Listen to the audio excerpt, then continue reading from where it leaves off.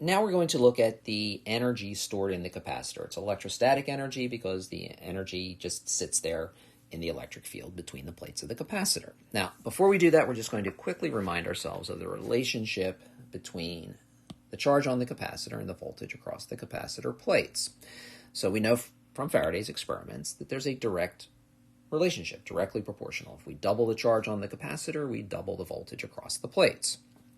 So the proportionality constant then, of course, becomes our capacitance, so Q equals CV. And if we plot the charge on the y-axis, the voltage on the x-axis, we get the capacitance is the slope of the line on that graph, and hopefully that makes sense, because if we had a strong capacitor such that 1/2 of a volt would give a charge Q on the capacitor. Look, that's the steep slope, strong capacitor. As opposed to a weaker capacitor that might, for example, take 1 volt to get that same charge Q on the plate, and that's a shallower slope, a weaker capacitance. Now, this relationship between charge and voltage is important because voltage is very easily related to potential energy, delta U, and that's going to be the energy that we're talking about that is stored in the capacitor. So let's look at that.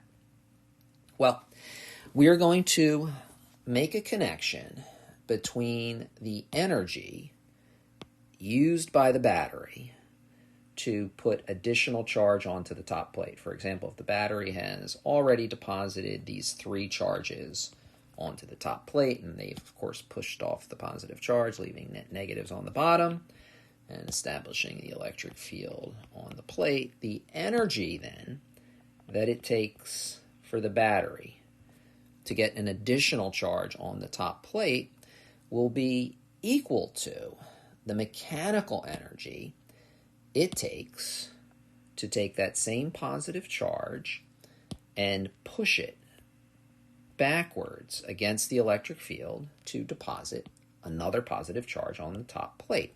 That energy, conservation of energy, will be an equivalent process. Now, as we said, we can relate the potential energy delta U to delta V, so the increase in the potential energy of the capacitor will be equivalent to taking that charge Q and having it move over a voltage delta V, so delta U is Q delta V is delta U on Q, and this equation is what we were just talking about here from the equivalent of the mechanical work. Now, we also know from what we just discussed above that Q equals CV, so V equals Q on C. So C, of course, is a constant that remains constant.